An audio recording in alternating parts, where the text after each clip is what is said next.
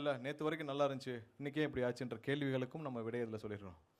கடந்த 25 ஆண்டுகளாக எவ்வளோ பேர் பணியாற்றினார்கள், எவ்வளவு தூரம் இந்த துறை ஒவ்வொரு இடத்துலையும் வளர்ந்துருக்கு, எவ்வளவு செய்ய வேண்டிய விஷயங்கள் நம்ம மிஸ் பண்ணியிருக்கோம், ஏன் இவ்வளவு கடன் சுமை இந்த இடத்துக்கு போயிருக்கு, அதை ப்ராப்பராக இன்வெஸ்ட்மெண்ட் ஆயிருக்கா இல்லை, தேவையான ஆட்கள் எடுக்கப்பட்டாங்களா இல்லை, தேவையான அளவு இன்ஃப்ராஸ்ட்ரக்சர் இன்வெஸ்ட்மெண்ட்ஸ் நடந்திருக்கா இல்லை, தேவையான அளவு இங்கே இருக்கிற பயனாளர்களுக்கு எண்ட் யூசர்ஸ்க்கு அவங்களுக்கு தேவையான பணிகளை செய்யப்பட்டதா இல்லை, எல்லாம் அதிகப்படியான செலவினங்கள் மட்டுமே செய்யப்பட்டு டோட்டலாக மிஸ்மேனேஜ் பண்ணப்பட்டதோடைய விளைவாக இன்றைக்கி இவ்வளோ பெரிய கடன் சுமையோடு 2,50,000 கோடி அளவுக்கு கடன் சுமையோடு பணியாளர்களும் ஒவ்வொருத்தரும் 4 பேர், ஒருத்தர் 4 பேர் செய்யக்கூடிய வேலையிலும் செஞ்சு ஒட்டுமொத்த தமிழக மக்களும் கஷ்டப்படுற அளவுக்கு கொண்டு வந்து விட்டதற்கான விடையை நம்ம இப்போ சொல்லியிருக்கிறோம்.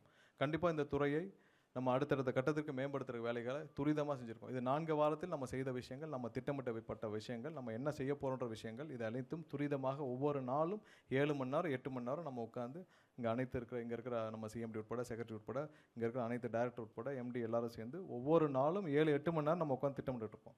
ஒவ்வொரு நாளும் அடுத்தடுத்த வே ஃபார்வர்டிங்கில் நம்ம போயிட்டுருக்கோம். கண்டிப்பாக அடுத்த வர்ற ஒரு சில மாதங்களில், ஒரு சில ஆண்டுகளில் இந்த துறையை மேம்படுத்துறதுக்கான வேலைகளை முழு அளவில் ஒவ்வொரு நாளும் அதை நோக்கி தான் பயணிச்சிட்ருக்கோம். ஏன்னா இந்த வருஷமே 20,000 பேர் உள்ளே வராங்கன்றதே ஒரு பெரிய விஷயம்.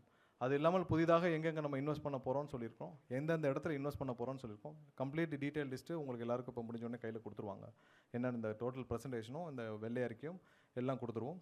கண்டிப்பாக இதை மேம்படுத்துறதுக்கான வேலைகள் இன்னும் ஒரு சில ஆண்டுகள், ஏன்னா இவ்வளோ தூரம் பொறையோடி இருக்கிற இடத்துல நம்ம இன்னும் ஒரு சில ஆண்டுகள் பிடிக்கும்.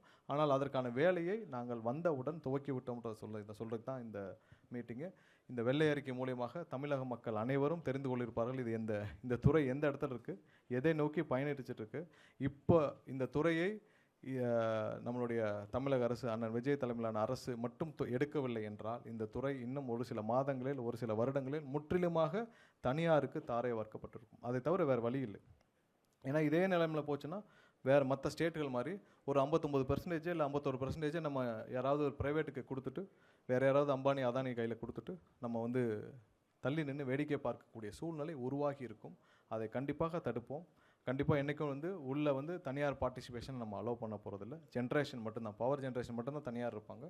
டிஸ்ட்ரிபியூஷன்ஸ்லேயும் மற்றதுலேயும் இன்ஃப்ராஸ்ட்ரக்சரை நம்ம தனியார் பார்ட்டிசிபேஷன் அலோவ் பண்ண போகிறது கிடையாது. இந்த துறையை மேம்படுத்தும் நம்பிக்கை எங்களுக்கு இருக்குது, நம்ம இந்த அரசுக்கு இருக்குது. கண்டிப்பாக மேம்படுத்துறதை நோக்கி நம்ம போயிட்டுருக்கோம். இன்னும் ஒரு சில ஆண்டுகளில் கண்டிப்பாக முழுமையாக மேம்படுத்துவோம் என்ற நம்பிக்கை முழு அளவில் இருக்குது. அதை நோக்கி தெளிவாக பயணிச்சிட்ருக்கோம்.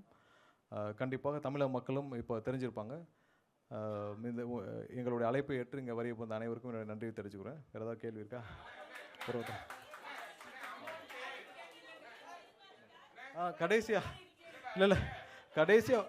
கடைசியாக ஒரே ஒரு விஷயம் வந்து மிஸ் பண்ணிட்டோம். டிரான்ஸ்ஃபார்மர் கொள்முதலில் நடந்த ஊழல்கள் உங்களுக்கு தெரிஞ்சிருக்கும். அதே பேட்டர்னில் நம்ம தேடிட்டு இருந்த விஷயங்களில் கண்டக்டர்லேயும் 9 டெண்டரில் சுமார் 1028 கோடி அளவுக்கு 9 டெண்டரில் முறைகேடுகள் கண்டுபிடிக்கப்பட்டு விசாரணைக்கு உத்தரவிடப்பட்டுள்ளது. விரைவில் வழக்கு பதிவு செய்யப்படும்.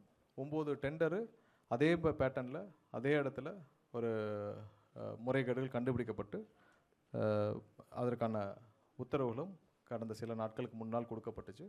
விரைவில் அதற்கான வழக்குகளும் தொடுக்கப்பட்டு விசாரணை நடைபெறும். அது வந்தனு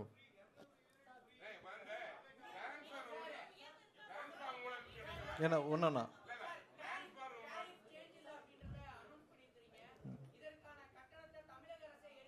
டேரிஃப், அதாவது டேரிஃப் கடந்த வருஷத்தில் டேரிஃப் இன்க்ரீஸ் ஆனனால இப்போ கஸ்டமர்ஸ்க்கு, அதாவது கமர்ஷியல், அது ஹவுஸ் ஹோல்ட் டொமஸ்டிக் கஸ்டமர்ஸ்க்கு இன்க்ரீஸ் இல்லாமல் அந்த சுமையை அரசு ஏற்கும்னு சொல்லிட்டு இண்டஸ்ட்ரியல் கமர்ஷியலுக்கு அதை அப்படியே விட்டுட்டாங்க.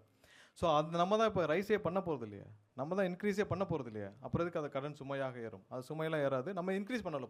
போன மாதம் என்ன டேரிஃப் இருந்துச்சோ அதே டேரிஃப் கண்டினியூ ஆகும்.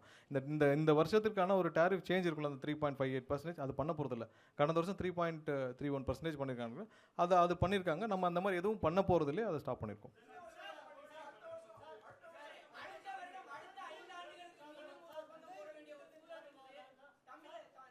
இப்போதைக்கு நிப்பாட்டி இருக்கிறோம். அடுத்து திட்டம் மட்டும் சொல்லுவோம். அடுத்து வேற பாருங்க, இந்த வருஷம் டேரிஃப் ரிவிஷன் கிடையாது. பொதுமக்களுக்கு நிறுவனமும் எடுத்து விட்டது, அரசும் எடுத்து விட்டது. டேரிஃப் ரிவிஷன் கிடையாது. அதை நிறுவனமும் பியர் பண்ணிக்கிறோம். நம்ம டேரிஃப் ரிவிஷன் கிடையாது. எண்ட் யூசர்ஸ், அதாவது கன்சியூமர்ஸுக்கு அந்த சுமை இருக்காது, அரசுக்கும் சுமை இருக்குது. நம்ம ரிவிஷனே பண்ண போகிறோம்னு சொல்லிட்டோம். அடுத்தது மற்றும் ஆப் ஸ்டோரில் இருந்து பாலிமர் செயலியை QR கோடு மூலம் பதிவிறக்கம் செய்யுங்கள். செய்திகளை உடனுக்குடன் பெறுங்கள்.